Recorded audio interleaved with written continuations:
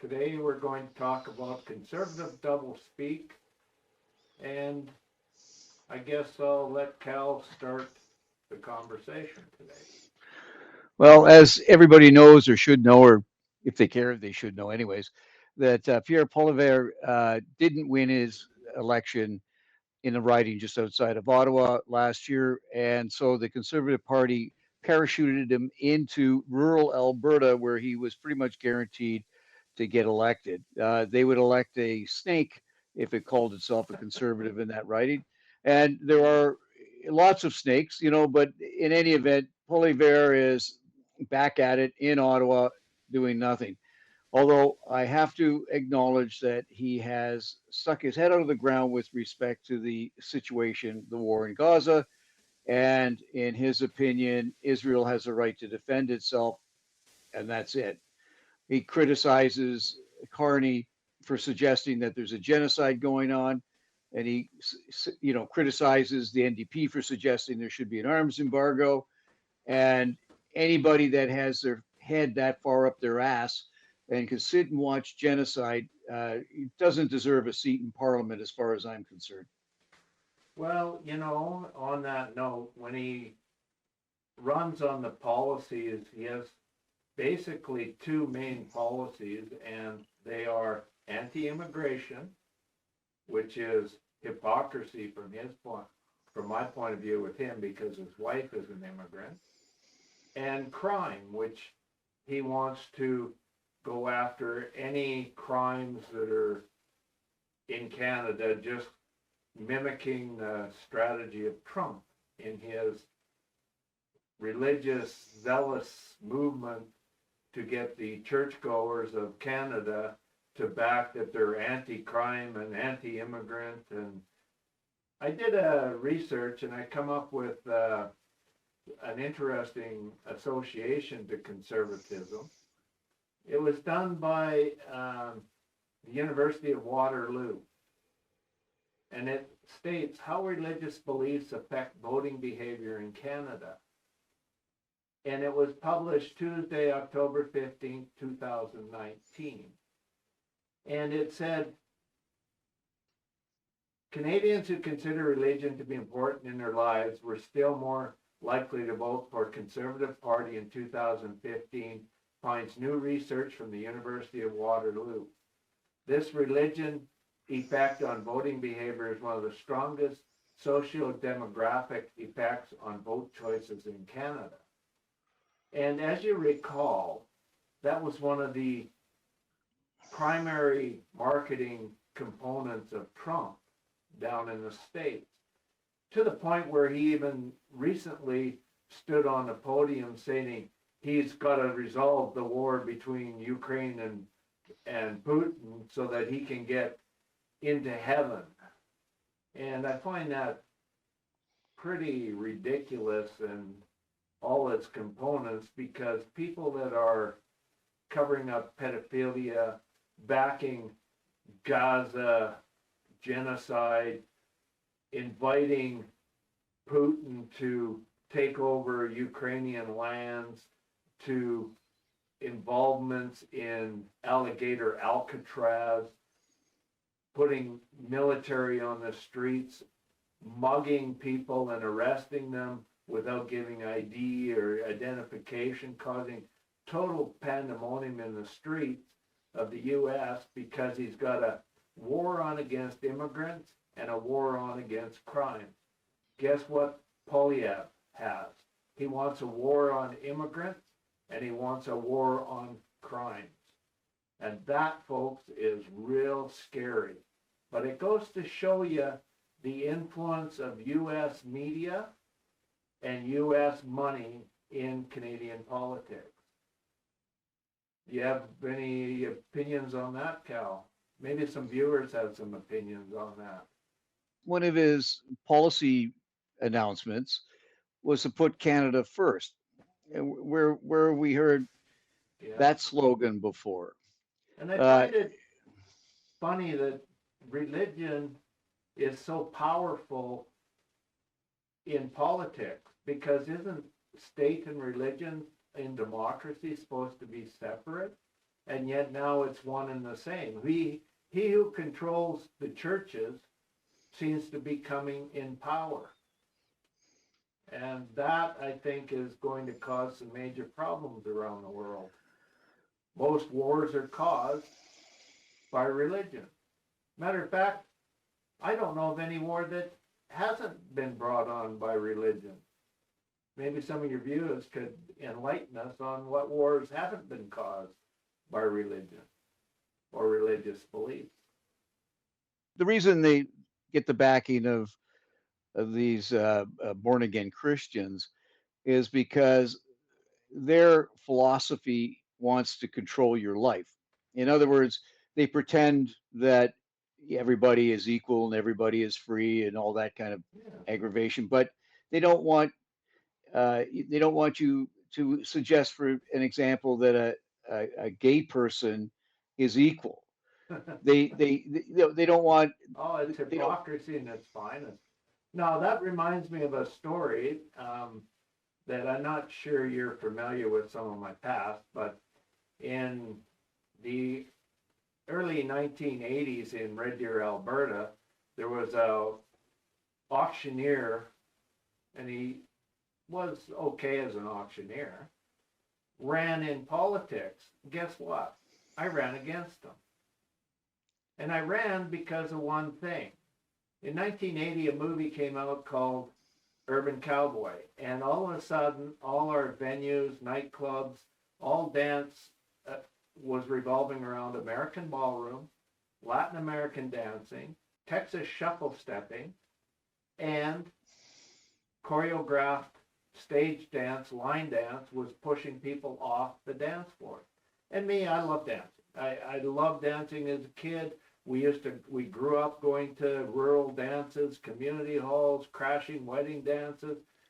Dance was a social function of our fiber. I mean, we had 6 months of winter and 80 below weather.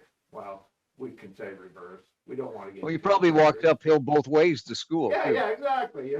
But Yeah. the point was, we like to meet up, warm up, and maybe hook up through dancing, and that was a cultural component of Canada. But the problem was we didn't pass the information in written text or instruction. Your grandma, your mom, the community ladies all showed you how to dance, and vice versa. The guys danced with the young girls, teaching them how to dance. It was a fun way to socialize.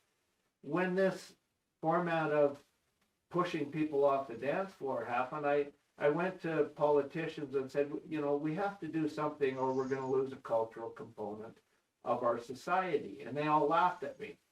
And when Stockwell Day started his campaign, I decided, okay, I'm going to run and make a point that we are not protecting cultural components of Canada and Alberta and all over the place.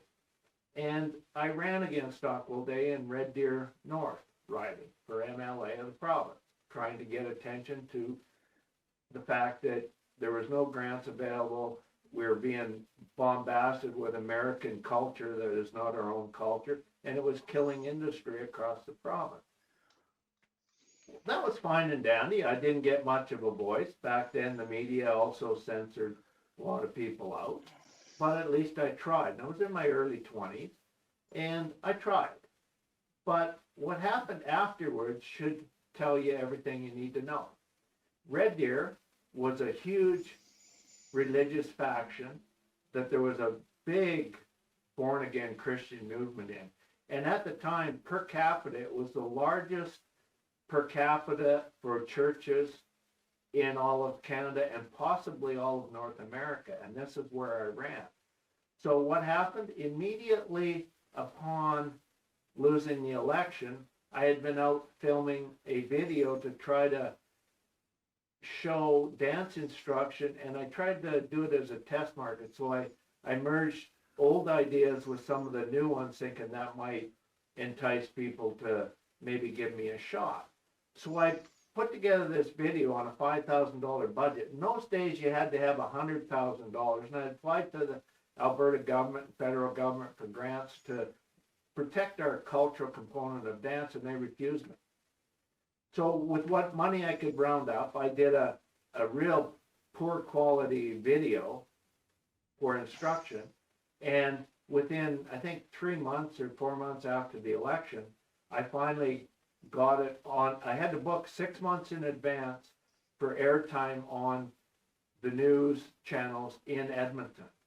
And I was going to test market Edmonton because they're very good at entertainment and socializing and dance. And to this day, they still are way better than anywhere else in Alberta.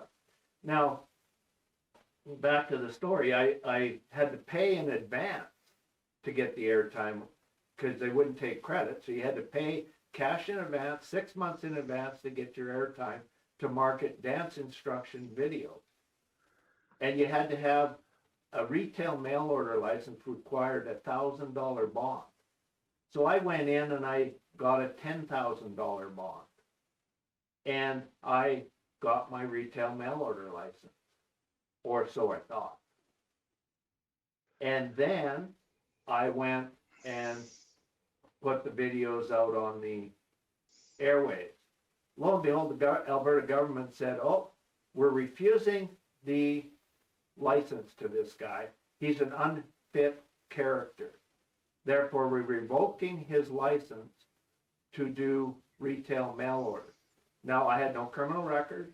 I was marketing. I had videotapes I paid to have made up. They were all ready to be shipped out to anybody that wanted to buy them. And lo and behold, the Alberta government phoned up the TV station saying we're taking off those commercials for dance instructors. And I talked to the guys at the TV stations, and they said, we're not going to pull them because you have all the licensing and you're not breaking any laws. And the Alberta government put further pressure on them, saying they're going to revoke their CRTC license if they don't remove my commercials. So they removed all my commercials, and I was breaking even. I wasn't making money, but it was break even. It was a great test market. So here I lost business. I lost the deposits. I lost the credibility because the government undermined me. And it goes back to one little factor, and that's religion. Where Stockwell Day ran was a very strong religious component. And back in those days, a lot of the people on the big bandwagon that were joining the born-again Christian movement were the people that used to go dancing in the bars and having fun and doing all that, and they were against dancing because it was too sexual. There was body contact between a male and a female in public, and they were totally opposed to it. And I had a lot of the religious friends telling me the same thing. We don't like your dancing and blah blah blah because it's against our religious views. So I heard it, and I had a couple of religious leaders, whatever you want to call them, tell me the same thing, that we're, supposed to know me, and what type of religion is afraid of dancing? Well, I'll tell you, born again, Catholics, the whole gamut. And they pulled all these videos off the airway, which is fine. All I did was, I had a book with the real material in it. I tore the book up and I said, I'm not releasing it until such time as I'm retired or there is positive government action to deal with this conservative oppression of intellect and knowledge. And to this day, it still hasn't been released. I've been trying to release it. It's called Canadian Cultural Dance. It's a 240-page book that's designed for university courses so they can teach high school phys ed instructors to teach social components of dance. Guess what, folks? American ballroom and American Latin dancing and shuffle Texas stepping does not have enough material to offer a university course. This book does, because we as Canadians know more about dancing. We do not use it as a performance to watch. We did it as a social component of interacting and talking while we're dancing and having fun. And that was the major difference between American dancing and Canadian dances. And yes, our dance steps are way different than that. And guess what? I'm one of the few that are left that actually know what that is, and it's in my book. And I'm trying to reunite the concepts with people that Canada has very unique dance as part of our culture. I spent over $200,000 traveling across Canada, researching it fully in all provinces of Canada, except the Northwest Territories and Yukon. I haven't been there to check it out, or Newfoundland. But it all measured up to be the same. And there's nothing new in dance since 1930s. And my great-grandfather was a dance performer, also an engineer, university educated, from Ontario when he came east at the turn of the 19th century. And he taught all our family about dancing, and he was a great tap dance performer and dancer. And that's where we learned all this stuff. And it came all across Canada. So the conservative movement is very attached to religious components, and they do suppress things that are value in our communities and culture. So I sort of diverted off the topic of the conservative doublespeak, but if you want to protect Canadian culture, you have to understand that this suppression is real and it is documented. I'm not the only one that's been suppressed by conservative double standards. So back to Poilievre and his war against Canadians, against immigrants, against criminals. Actually, our crime rates have been going down. I would like to see a war on turning our drug problem into a solution like Portugal has, but the conservative movement does not see that because it is against their religious foundations.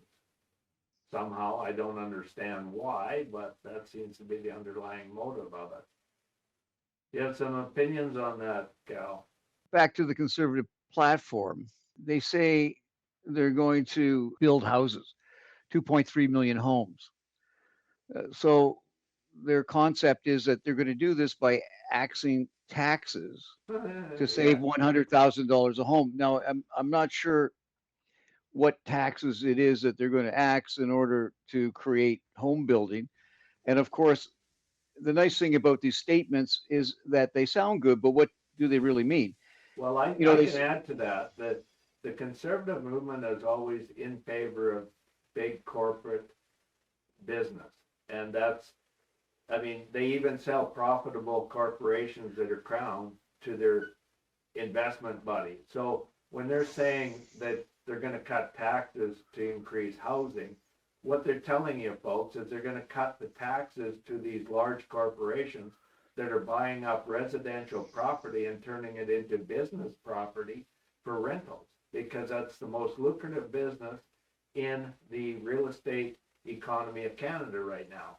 And that's all he's telling you, is that if he cuts corporate taxes, they can park all their profits in real estate, which is always going up in price, and they guarantees them a secure income because they know that the stock market isn't secure, but houses are. People always have to have a roof over their head, and if there's a problem with the housing market that it drops, they just open the doors and flood it with immigrants to raise the prices back up. So yes, the conservatives are weasels in the way they tell how they're going to axe the tax. And that's not going to help the average person at all. It's enriching the wealthy. So that's my take on it. Well, it's a nice thing to say. You know, I don't know where they got the number 2.3 million. There's no time on that. Like, what, they're going to be 2.3 million in 1 or 2 years, or 2.3 million? Yeah. And all talk is cheap. It takes money to buy whiskey, and they just double talk. They make sure that they're just hitting the rhetoric so that their base says, oh, well, yeah, you're going to do it, you're going to do it, you're going to do it. But when Harper was in power and Poilievre was a minister, nothing got done. There was nothing ever done to help Alberta. And guess what? The riding that he represented for 20 years finally had enough of his hot air and rhetoric and give him the boot. And where does he land? In bumfuck Alberta, and that's where he landed. And why? Well, I'll explain why that riding was the perfect riding for him. Camrose. There's the religious schools and universities and colleges in Camrose. The largest population of young women to men ratio in Alberta. At one time it was 6-1 women to men in there because of the religious school in Camrose, and it used to be a hot spot for single guys around the oil patch to head to on their weekends. Just a little history for you, but that's one of the reasons it was thought would be a good place for him, because that's where all the future ministers and of churches and leaders of churches are being groomed and educated so they can go be pastors of churches. And there's why Poilievre wanted the Camrose area for his riding. It was grooming religious pastors and everything else for strengthening the conservative movement all across Western Canada and Canada in whole. And he's doing it through the religious component. And that's my take on it. Now, I could be wrong, but the study from the university shows I'm probably correct. Anyways, back to the houses, the 2.3 million homes that he's going to build. They're also going to accommodate that by selling off federal land. So I'm not sure on the dollar, like they do special areas in Alberta. But I'm not sure where the federal land that they're going to sell off is, and how that's related to 2.3 million homes. Are they going to put the homes on federal land? It's a nice statement. Means maybe nothing. They're building them on reserve. Maybe Yes. They're going to annex the reserve right next to Calgary and build there. Well, and then they're going to get the shop. Land. They're going to get the gatekeepers out of the way to speed up the building for a change. Now, the gatekeepers are the people who probably have to do the studies to see if the roads are sufficient to handle the traffic of the new homes, and whether or not the sewers are in place, and whether or not they have water treatment plants or water at all. So it's a nice thought. It'd be nice if you could just snap your fingers and have 2.3 million homes well, built. you got to look at the business model. The business model is move it forward, because if you build flaws into the construction, it means more money to the businesses afterwards. So they don't care. It's all capitalism. Like, make as much money now and you'll make more money after you have flaws in your system later. Great concept. Money, money, money, money. Feed the wealthy. Why aren't they coming to people like me and saying, hey, you can be your own general contractor, build your house, every municipality should not be able to charge for a lot of land. They annex the land from the landowner, and then they put services to it on taxpayer dollar, because the taxpayers want those services. So basically that land is for future taxation revenue for the life of that house on that property. So, there's a lot of small towns do it. So why are the cities capitalizing? Oh yeah, for these $300,000 mayor jobs, for these overpriced council member jobs, and they got to make sure they feed the people that get them elected. They got to pay back the money to the sponsors that put them in place, because you don't get into politics without big money backing you. And that's the graft of the system. And if you really truly want to build more homes, go back to, taxpayers paid for the servicing of the lot. You're going to get $3,000 to $6,000 taxes a year off that property with a house on it. Maybe you should dollar deals on the lots, and you'll have all the houses built you need. I'll go buy one. I'll build a house right tomorrow. Not a problem. But I'm not contributing to the graft and the overpriced lots. A lot in Calgary is $500,000 with an old dinky house that you got to bulldoze down because even rats wouldn't go into it, you know, so, but we're rat free, so. But that's the problem, is you're just trying to put a Band-Aid on lining the pockets of the wealthy as a solution to the problem. No, you gotta get to the root of the problem. And taxpayers are not standing up for how their taxpayer dollar are being spent. And that's the root cause of the problem. Accountability. But anyways, your friendly conservatives say that they're going to lock up criminals. Okay, so the conservatives were promising to save Canada $125 billion compared to Carney's platform over the 4-year term if they had been elected. Now, somebody would have to explain to me how they could cut taxes, which is income to the government, how they could assist in the building of 2.3 million homes by axing $100,000 in taxes off each house. I guess selling the federal land would make up some of the difference, but that $125 billion boast, without any kind of way of saying, how are you going to do this? It's ridiculous. Talk is cheap, takes money to buy whiskey, but, you know, at least Rob Ford said he was gonna give dollar beer. Poilievre will not be giving you any dollar beer, boys, and he Well, just that didn't last. That didn't he's just last. sucking the tit of the government. That's all he's done for his whole career, except his wife is wealthy. Before he married her, she owned lots of property, and she's estimated to be worth about 15 million. And she was working for the Senate and other spots in government, and that's probably where he met her. But she's also an immigrant from Venezuela, and then you check out our last podcast, Venezuela might have some issues with Trump, and Poilievre follows the Trump propaganda.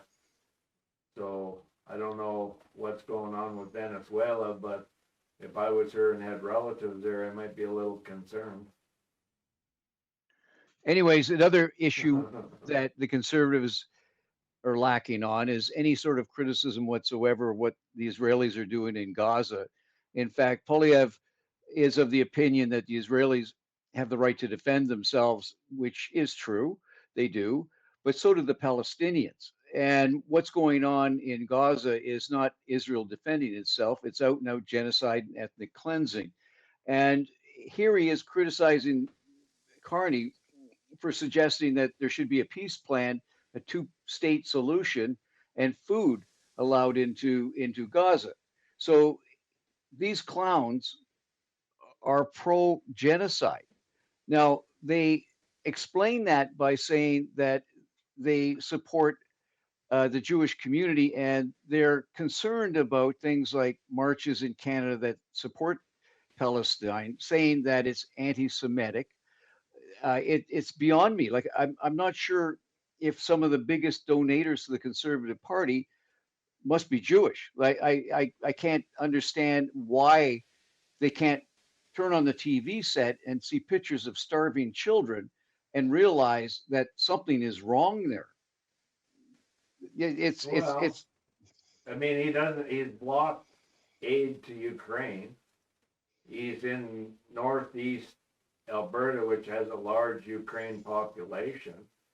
He keeps touting that, you know, he's opposed to sending foreign aid money to anybody.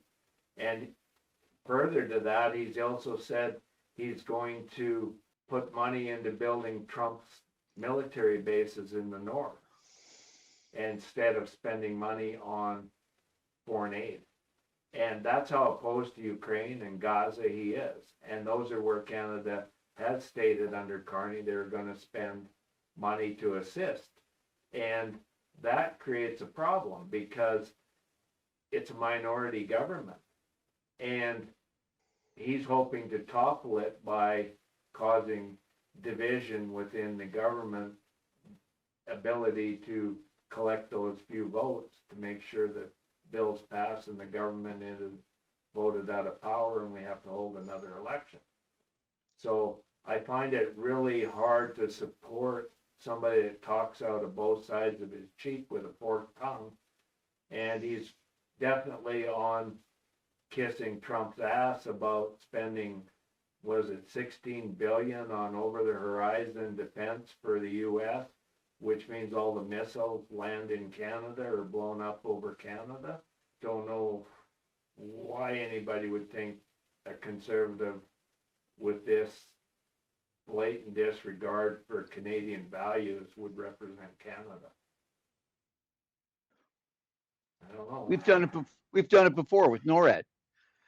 Well, we do have Yeah. NORAD still in place. I mean, we don't need to be spending 16 billion to put it into Trump's pocket, because all the military contracts are going to be going through his family's bank account.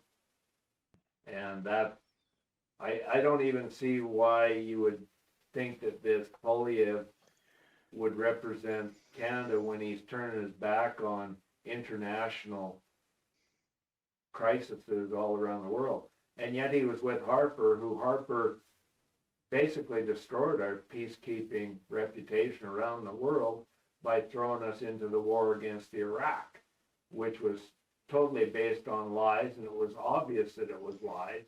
And that's where Canada took a big hit on international peacekeeping, was we participated in a wrongful war in Iraq, so the U.S. could try to take over oil and gas.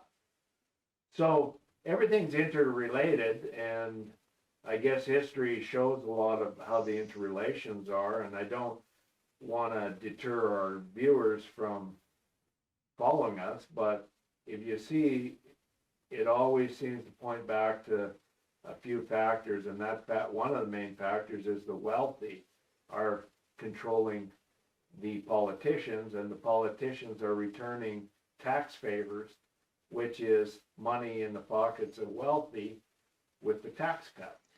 And that's not helping you or me. And we have to pay attention. How do these acts really help us? They give us lip service, but they're not actually helping us. They're helping their benefactors that get them elected, the money people.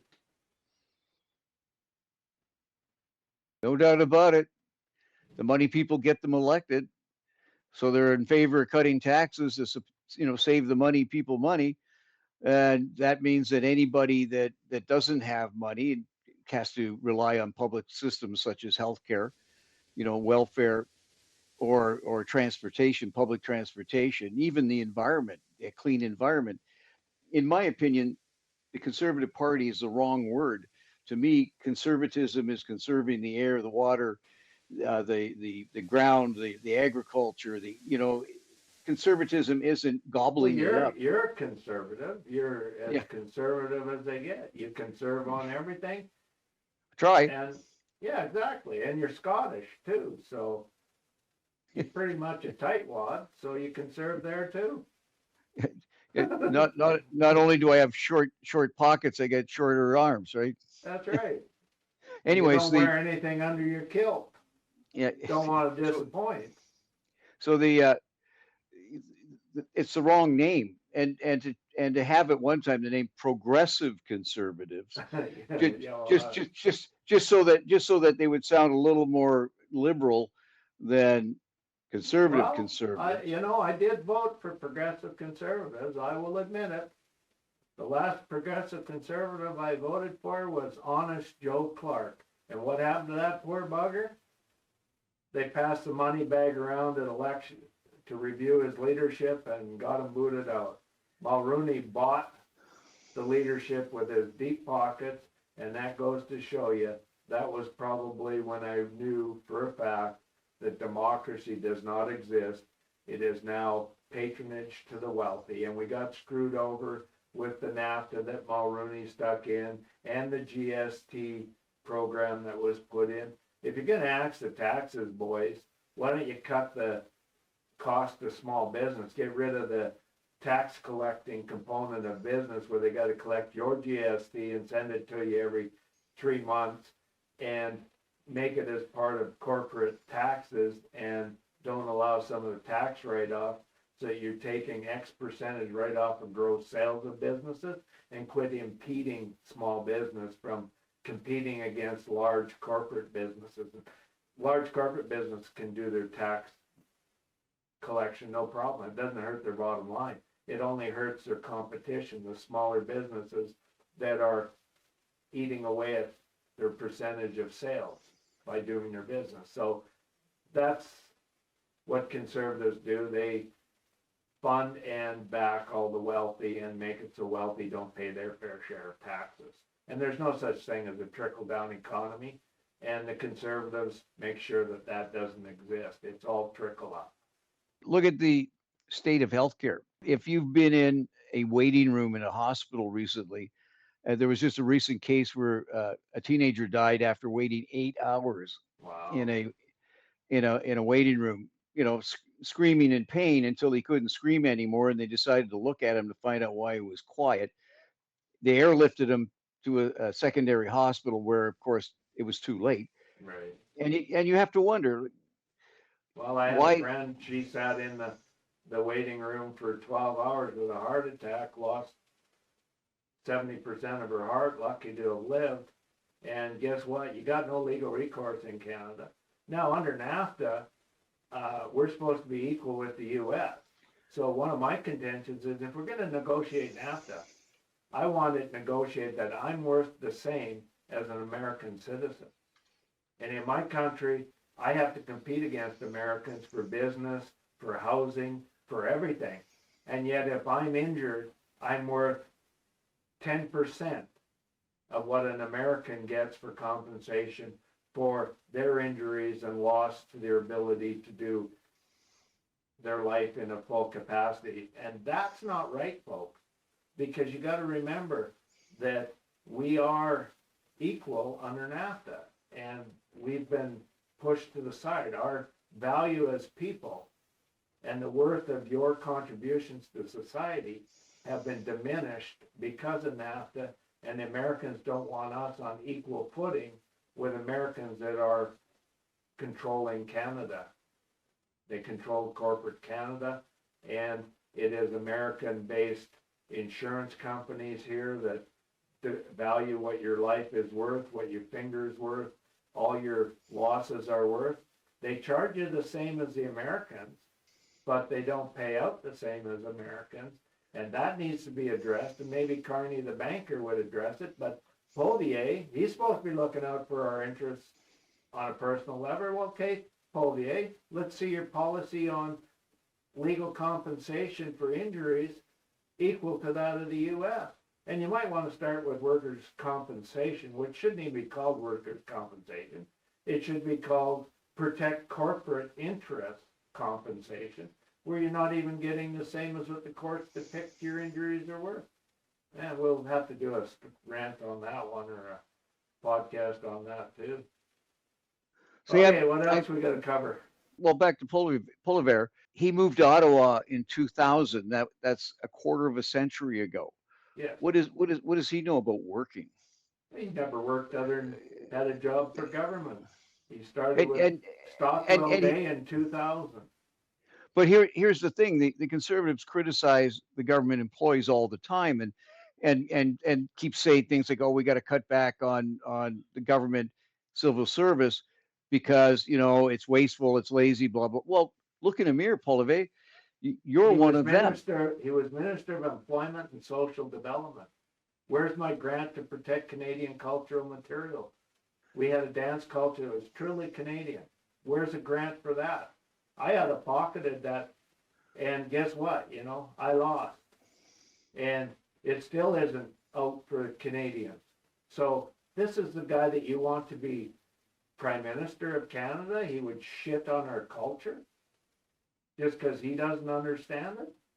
And his wife obviously doesn't understand it because she's from a different country. So all we're getting is lost culture in Canada if we elect these type of people to power. It's time and time again. I mean, you should be looking at doing things to protect culture. And you can't say you weren't aware of it, because I did contact every level of government. I ran against Stockwell Day. He was your boss. Harper was your boss. They all know that there's cultural components that are being covered up because you guys don't want anything other than your religious faction support, and you're not gonna go against anything that might lose you votes from religious fanatics. That's my rant for the day on that. As you can tell, I'm a lover of Canadian dancing, and all you have to do is go out dancing, and all the ladies love to have fun, but they can't find it anymore because it's all marketing that American crap, and it's costing, in Alberta, I figure it costs about $20 million annually since I quit teaching that dance in the 80s. I quit teaching it, and nightclubs started shutting down left, right, and center, and oh well. Yeah, if you go look at his history, I mean, it's pretty rough history, but he did have a job at one time. He was a paper boy for a Yeah, oh, while. hey, perfect. Yeah, Throwing things at people. going into somebody's personal life is never. I No, don't but think it's you not have fair. to. No, But but I mean, his wife is a communications degree or marketing degree. She's the brains behind the guy. Why didn't she just run? I mean, obviously that's the brains behind him. Behind every great man is a greater woman. So let's see the great woman. I think I would like to hear more of her policies because she's the puppet master of Poilievre, and yeah, I would. always has I been. I don't think that's fair. I think anybody Okay, I that take that back. I regret it. anybody, Maybe he is standing on his own 2 feet. but that anybody that runs for politics sacrifices a lot of privacy. But the That's thing true. is, he he has no work experience other than political organizing. He's never held a hammer. He's never put work boots on, as far as I know. He's never gone out to a job. He's never sat on a drilling rig for 2 weeks in the bush. How is he going to understand what's involved when he says, "Oh, I'm going to cut taxes and I'm going to make food He cheaper doesn't have and a clue. I'm going to build 2.3 million houses." How does he even fathom that? Does he dream it and think Oh it'll yeah. become true? Well, It's why Carney let him run in that election? Because Carney could have done like hell. I wouldn't have let him run. You got a 6 month window. You don't have to call the election. I would have run it right to the 6 months. But you know why Carney let him run? Because when you send a goof to run against you, by all means, hurry up and get to the table. Like he can't compete with Carney, who's got real life experience, knows how to money manage, and was appointed by Harper to be the governor of the Bank of Canada. He knows all the dirt on Poilievre and Harper and all that stuff. So why is he allowing Poilievre to run? Because he is of no threat to his leadership whatsoever. He's nothing but a joke to Carney. If Carney thought he was a legitimate politician with experience and could bring something to the table, he would have delayed 6 months so he could have got the honeymoon period over and built up his own reputation. Instead, it's bring this guy to the table to make me look even better. And that's exactly what's going to go on. Poilievre is going to make Carney look like an angel in comparison and not a supporter of Trump, as Poilievre has been a supporter of Trump and Trump tactics in politics. And that's not good for Canada. So even that's going my back and looking at what Poilievre has done during his political career back in 2005, he sponsored a bill that would make parents responsible for the crimes of their children. I guess civilly that would make sense to some degree, but what the implication there would be that if the child had committed a crime and was sentenced under the juvenile delinquency provisions, the parent would then be exposed to potentially more extreme penalties because they're an adult. So it fortunately that didn't go through, because what it would do is severely complicate the juvenile law to begin with. well, Although it juvenile would, laws, like I left home at under 12. I was just turning 12. I went and lived and worked on a farm and went to school and made arrangements to leave home. I also, at 10 years old, worked on a rock crusher. Nowadays, they throw those guys in jail for doing something that I enjoyed doing and I made good money doing. And I was helpful. So I do see that, you know, anybody over the age of 12 is pretty much an adult. Working at 10 years old, if you are responsible and doing it because you want to do it, I wanted to do it. I could do the work. Why not? And I made good money at 10 years old for 2 months of working on a rock crusher. Nowadays, those people would be thrown in jail and locked away, and I wouldn't have had any spending money for the school year. I had come from a single parent, and that was my spending money. So I do sort of have opinions on child responsibility. You know, you have to be taught to be responsible at a young age, and I don't know if we're getting that nowadays with the helicopter parents and the coddling and the titting them out till they're 20 years old. I just don't see it. But that's the difference between when I grew up and when kids now growing up. And it was even worse for kids in the generation before me, the baby boom generation, because they were put to work every day as soon as they were able to haul chop to the pigs, you know, like they worked every day. They had chores they had to do on farm. Even town people had put their kids to work mowing lawns, helping neighbors doing this. We don't have that in society now, unfortunately. Another bill that he disagreed with, I guess, when Parliament gave an apology to the Native Canadians with respect to the residential school system, Poilievre stated that he didn't think Canada was getting value for this money, and suggested that we need to engender the values of hard work and independence and self-reliance. Well, his opinion lasted one day. Apparently, somebody took him into the back room and spanked him. So he came out and apologized, acknowledging that he was wrong, celebrating a new beginning. So he's your perfect politician. He can flip. He can flip. Yeah, he doesn't. He says what he thinks will get him popular support, and then has to retract it because he didn't put any brains into it. Well, no, when the money men smack him down, he listens and changes. He's a puppet on a string. Okay, But that brings me up to his last rant. He's demanding that Carney build 2 pipelines to coastal waters and approve them. But he doesn't want it to be a crown corporation. He wants it private investors. Well, hello, private investors own oil refineries down in Texas and all around the world. Price of oil is low because there's low demand. Why would they want to cut into the profits of their existing refineries for the sake of catering to Poilievre and the Conservative Party? That ain't going to happen. And the Conservatives are known to sell off all the prime assets of crown corporations that make money. And when a company makes you money, it lowers your taxes, increase your services, people. Use your brain. If it's profitable, and the government jobs pay more. So a government corporation pays more to their employees. So who benefits?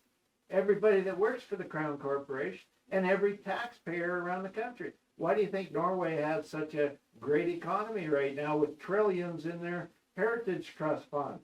Because they're smarter than the average Canadian. That's why. So why don't you, take the dunce cap off and throw it in the corner? The Conservatives will run and put it on. But what we need is smarter way of running Canada. Capitalism doesn't work. Look what happened in the States. That's capitalism. For those of you that can't distinguish what capitalism is, it's fascism run by oligarchs, money people. So get it in your head. This is Canada. We're not the U.S. yet, but they may invade.